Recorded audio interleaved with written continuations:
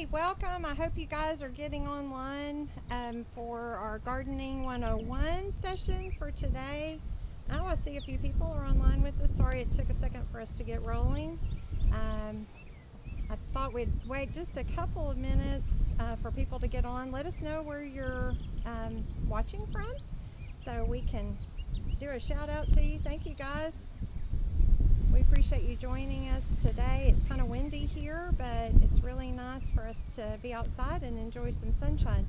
Remember, as we're doing these Gardening 101 Facebook Live events, that we do have our group of experts, both county extension horticulturists across the state, as well as some of our state horticulture specialists that are here. So that is awesome that we have so many folks that are on to answer your gardening questions. So thank you for joining us. I see we've got quite a few. Hi Marilyn from Llano, howdy to you. I see that we've got a lot of folks on. So today we're going to talk about what do you do now that you've got your garden ready to plant. So joining us today is Skip Richter. I'm going to get over here where we can see Skip. And Skip, what do you have for us today? We're going to be talking about putting seeds and transplants in your garden and emphasize a little bit how to grow great tomatoes. So stay tuned. All right. Well, let's go ahead. Are we ready to roll? We are ready. All We're right, going. good. We've got a lot of people on. Georgetown, Lampasas, Kaufman County. Wow, that's great. Well, I want to start off talking a little bit about seeds. You know, there's a lot of different kinds of seed that we can plant in the summertime, and the nice thing about planting seed, number one, as it was mentioned last Wednesday, it's less expensive to start plants from seed than it is to purchase transplants. Also, seed gives you the option of choosing varieties that are probably not going to be available locally. There's just so many out there. Now, one of the challenges this year to seed is because of COVID-19, there have been a run on a lot of seed companies, and as you go online, you may find that availability is more and more limited because people are kind of making a run on that. But in general, I like using seed. It's a great way to get started. I want to give you a few tips though as we're starting to prepare for putting seeds into the garden. One of the things you want to keep in mind is that a seed needs to be planted about 3 times as deep as it is wide. So if you've got a seed like a pinto bean, for example, a nice large seed like that's going to be planted maybe 3/4 of an inch deep into the soil in order for it to have good seed to soil contact. But other seeds that are small are barely planted under the surface. So if you look at a garden bed like this one right here, this is really chunky, and a lot of the mixes that are purchased for garden beds have large chunks of wood. So if you've got a really tiny seed, like these for example, these are some carrot seeds, they're going to fall in between the cracks and it's going to be hard to get them at the right depth. So in order to do that, I would recommend that if you start with a chunky mix, that's okay, but just get you a little garden sieve or something that you can use and kind of take out the chunkiness of it, and see how we now have a really nice smooth seed bed to plant. So it's okay to have this kind of mix. Just give the seeds something on top that's easy for you to plant them at the proper depth in. After we plant, we're going to want to tamp it down and mist it with water so that it stays nice and moist in order to have good success. Now, a lot of seeds are planted in a small trench. So you would just take some device. It could be a hoe, or it could be just a little tool like this Cobra head weeder that you make a little trench, plant the seeds in, and then cover them up and tamp them in really good. Some seed are really small and need to be planted either right at the surface or in some cases on top. Now, it's not the season for carrots or lettuce, but those are 2 examples of seed that don't want to be buried. They need red light. Specifically, if you're a nerd about it, the red wavelength of the light is what helps them to germinate. What I do for those is I just use a little herb shaker like this. You can kind of figure out a way to do it on your own, but watch how when we sprinkle these on, if the wind will cooperate with us, it allows you to broadcast the seed. See those seeds going over a wide area? And so rather than having all your seed in one spot, you can broadcast them as thick or as thin as you would like to, and then again mist them and tamp them in for something that wants to be on the surface. But even if it's going to be buried, broadcasting is a good way to plant some seeds. So in row or broadcast are 2 of our options. One other thing I want to mention about seed is some of our seeds are a little slow to germinate. Okra is an example of that. And I've got, I got the wrong one here. I've got some okra seed that I did something called pre-soaking with. And if you get in really close here, you can see these seeds are already starting to sprout. I soaked them for about 2 nights. See the little root radical coming out of the end of the seed? So they're already just beginning to sprout. So when I put those into a planting like this, and of course this is closer than you'd want to plant okra, and cover them up and then water them in, they're already on their way to sprouting, and you'll get your seeds up a lot faster. So if you have a seed species that's a little slow to germinate, pre-sprouting, soaking them in warm water overnight, and then planting is a good idea. I even wait a day or 2 depending on the type of seed so that they're just beginning to push that seed root out. Don't forget that while we're doing this, you can ask questions in the chat online.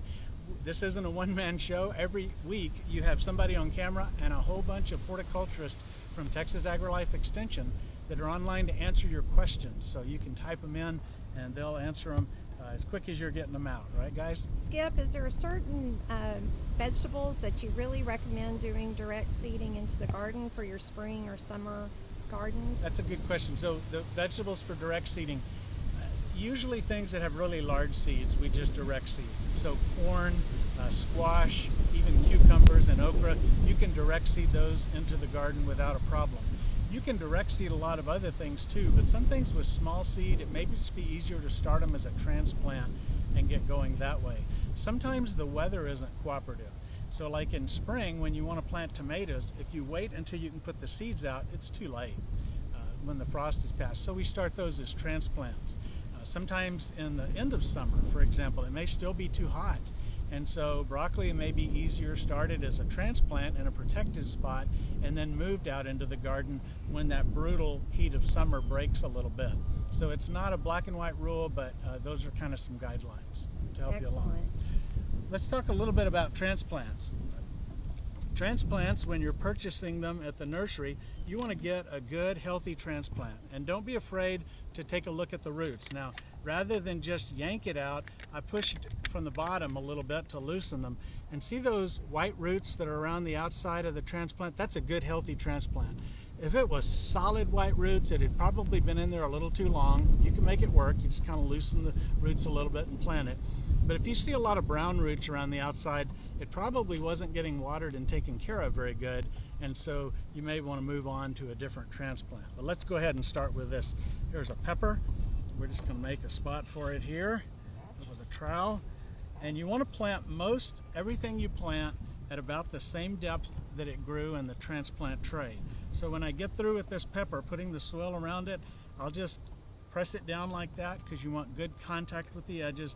And in doing so, you leave a little bit of a divot. So then when you water, your water soaks right in. And we'll talk about fertilizing and watering in just a moment in a little more detail.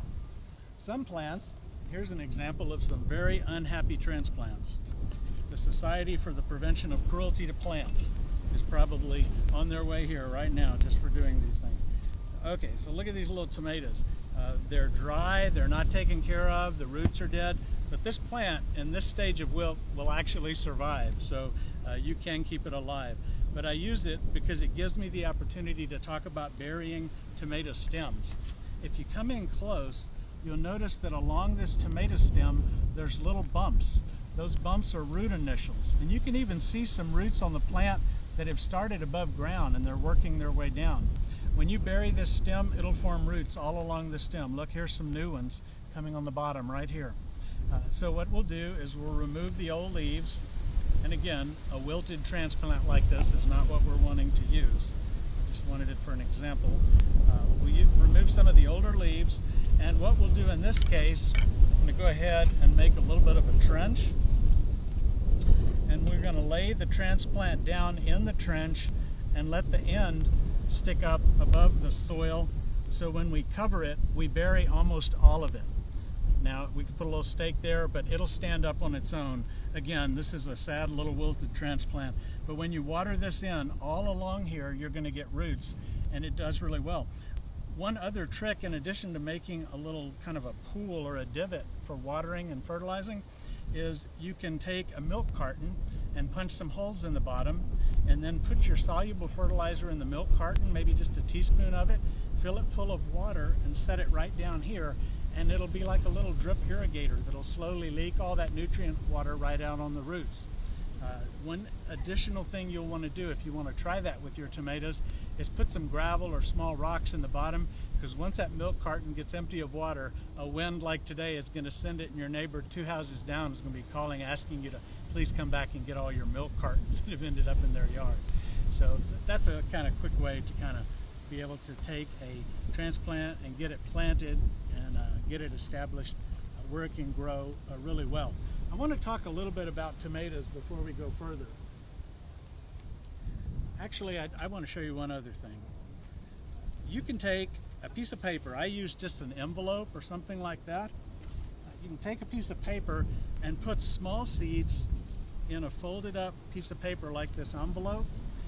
And if you're wanting to plant seeds, whether it's indoors like we learned about last week, or even if it's outdoors and you want to space them out, when you have them in a paper like this, you can drop them exactly where you want them to be and space them out just to the right spacing that you want, and you don't end up dropping your seed and them getting out of the row that you were wanting to make. So just a folded piece of paper is another way to kind of precision plant seed, especially if you have a real small garden area.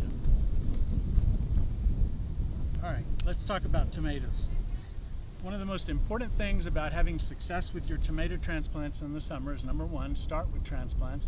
Number two, plant them as soon as you can in the spring. We're actually kind of in the, depending on what part of the state you're listening in, we're in the medium to even a little on the late side of planting transplants in the southern parts of the state, but you can still plant. You want to choose varieties that are fast.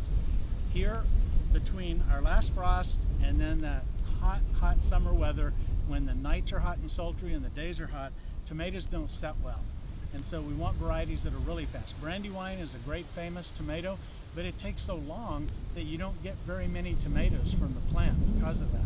So choose varieties that are fast in their days to harvest. One other difference is slicing tomatoes don't set as well in general in the heat as small cherry and grape-like tomatoes. Grape tomatoes are just kind of oblong cherry tomatoes, but these small fruited types do a better job of setting into the heat.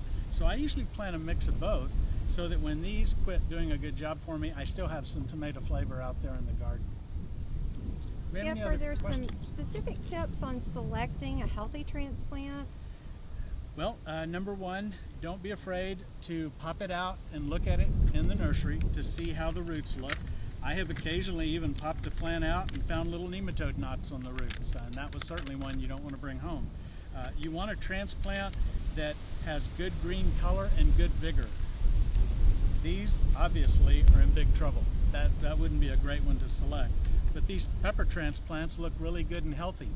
If they're not watered well or not fertilized well, and they get over root bound in the container like these did, you'll often notice the leaves, like on a tomato, to turn kind of purplish on the underside, indicating maybe a phosphorus deficiency or some other problem like that going on. So you want to look for a transplant that looks like it has been growing fast and luxurious since it hit the ground in the container, and that would be a good one to put out, not one that's been stunted. Some plants are more forgiving of that, but some, like cauliflower for example, once they get stunted, they never seem to recover. Skip, a couple of questions about seed packets. Kelly mentions that her seed packet says to plant the seeds in hills. Could you talk a little bit about that? And that's a great question, Kelly. Thank you. I wish we didn't use the term hills because everybody thinks a hill is a raised mound of dirt. And while that's fine if you want to do that, and raised beds, as we talked about a week ago now, are a good thing, a hill is just a group of seeds. So if it says plant your squash in hills, and you're going to have a large area where you're going to grow some bush squash, you may put 2 seeds here, 2 seeds about 8-10 inches away, and 2 seeds about 8 or 10 inches away in a big triangle. And then when they sprout, thin them down to 1 of each of those groups of 2. So you have about 3 plants in a large area, and that would be called a hill. So a hill is different than a row. That's basically the main difference.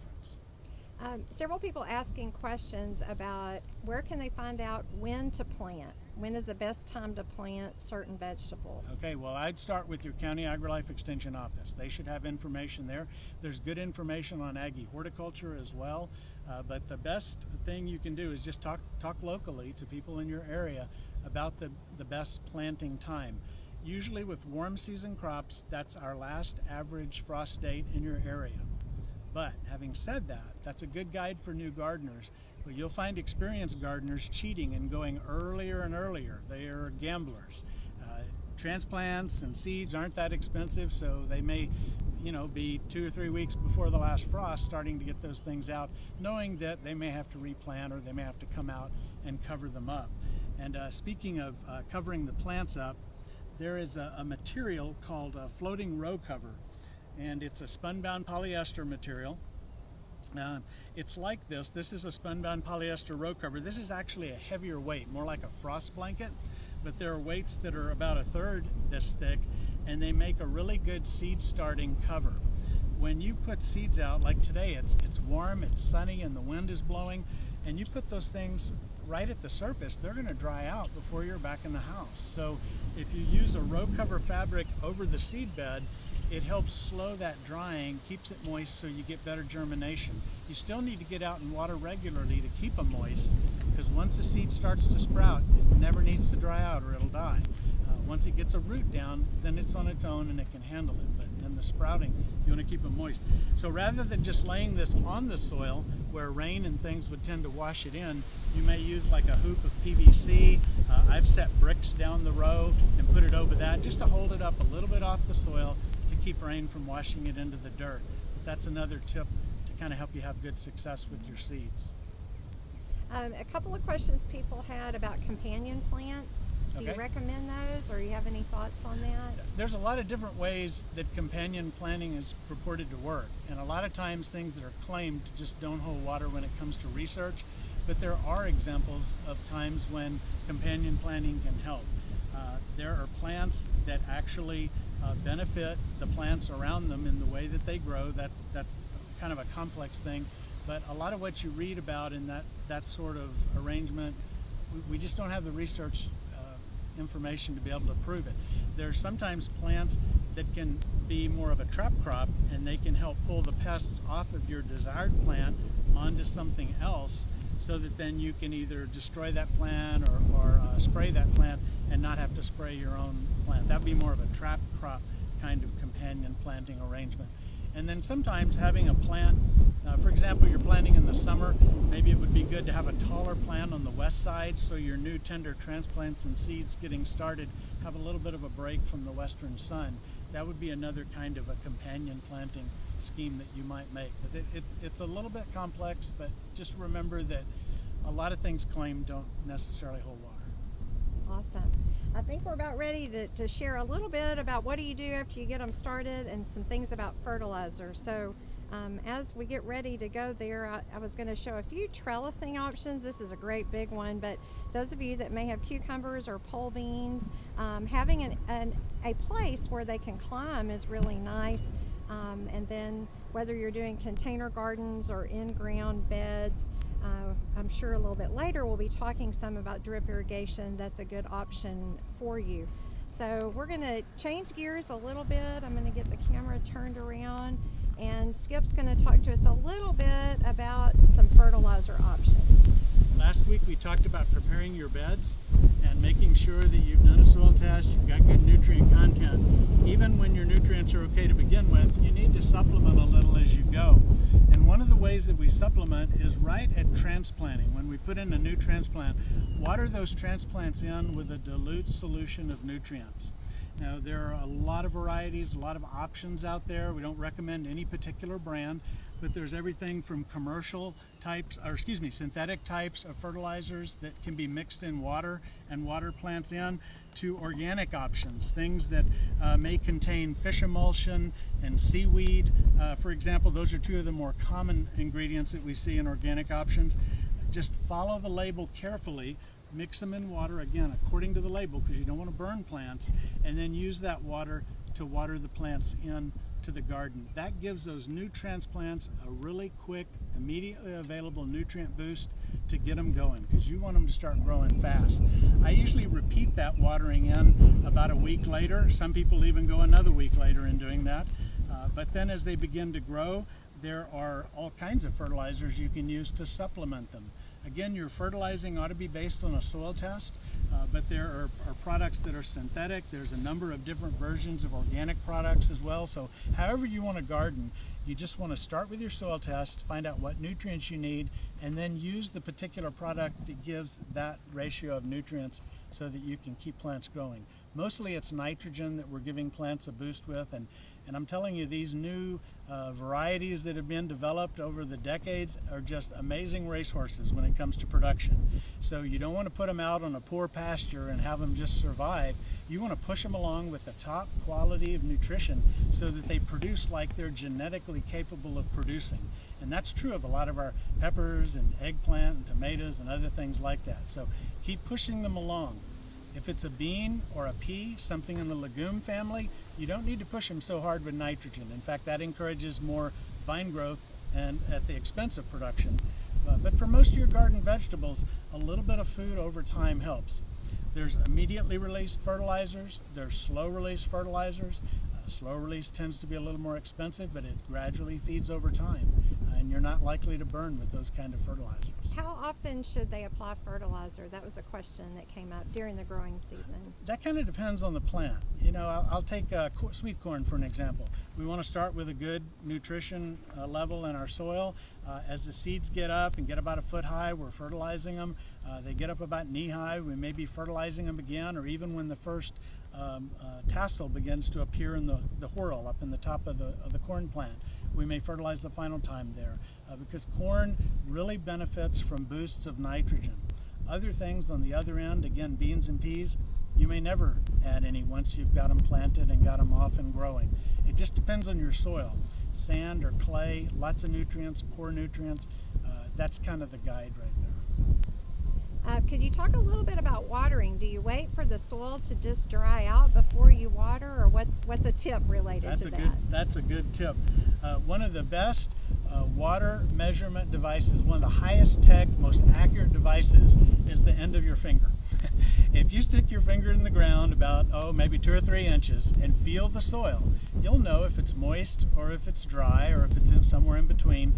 That's kind of the gauge that I use, because I find that if my beds are, again, really chunky and loose, they dry out faster. And raised beds in general dry out a little bit faster than a flat level ground does. Containers often dry out very fast because the roots are all confined, and all the water that plant gets has to come out of that little container. So just reaching down and feeling the soil is probably the best. If I told you water twice a week, that's probably a good guide, but depending on your situation, that may not be enough, or that may be more than you need. Oh, and the temperature. Can't forget that. You know, when it's 100 degrees outside, how often do you want to be watered sitting out in the sun in a lawn chair? For me, it's about every 15 seconds, another drink of water. So think about all those factors when you're deciding how often to water. But don't forget, just feel the soil a few inches deep. It'll always be dry on top. Sometimes people have questions about the fertilizer, and they go to the stores and they see, you know, rose fertilizer and tomato fertilizer. Yes. And do you have to have a bunch of different kinds depending on the plants? No, you don't. I realize those are marketing tools, and that's fine.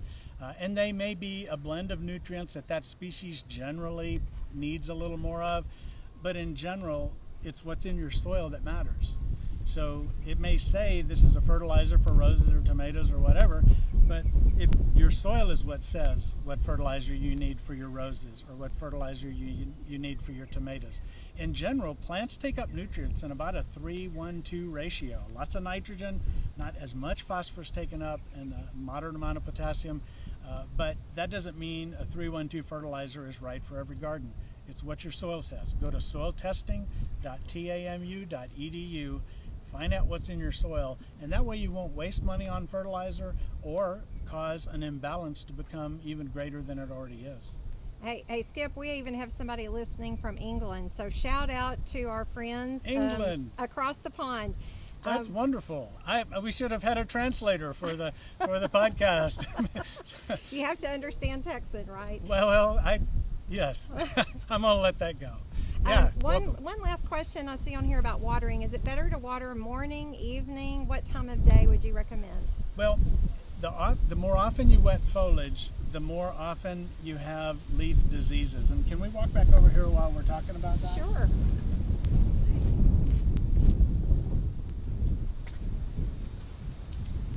I'll just use this as an example. This Swiss chard has a fungal leaf spot on it. See those spots? What happens is a spore of a fungus lands on the leaf, and when it's coated with water for a certain amount of time at the right temperature for that particular disease, it germinates like a seed and grows into the leaf and eventually causes that spot. So the more you keep your foliage wet, especially those of you in western areas of the state where it doesn't rain as much, the more you wet the foliage with sprinkler irrigation, the more often, the more disease problems that you have. In the eastern parts, it rains so much that we already have a lot of disease problems. But so you want to minimize how often you water, but give it a good deep soaking when you do, and then let it dry out a little bit. And the exception to that rule would be young seedlings like we were talking about. They need watering every day, maybe twice a day in the heat of summer, just to keep that surface moist, not saturating the soil, but just helping the seed get started. But once a plant's established, a good soaking on an infrequent basis. All right? Are we winding up today? We're winding up for today. All right. I want to remind you, we're here every Wednesday and Thursday with Aggie Horticulture Live. Pardon? Wednesday and Friday. Wednesday and Friday? Oh my gosh. Wednesday and Friday with Aggie Horticulture Live. That's why we have help to keep me from going off base. And there'll be a different horticulturist on each week. And so you'll get to hear county horticulturists and specialists from Aggie Horticulture Hort Department all through the weeks. And so please keep tuning in, tell your friends about it. We hope to have a good time. And remember, you can ask free questions of any time you want on this, and we'll also point you back to your local county extension office for advice. So reminders, thank you to our online horticulturists that have been busily answering your questions. We'll continue doing that, and know that this video will be saved and you can access it later on the Aggie Horticulture website as well as on the Facebook page. So we thank you for joining us today, and happy gardening. Get outside and enjoy the spring weather. Absolutely, and take a kid when you do. They need to learn about this fun hobby. Thanks, Skip.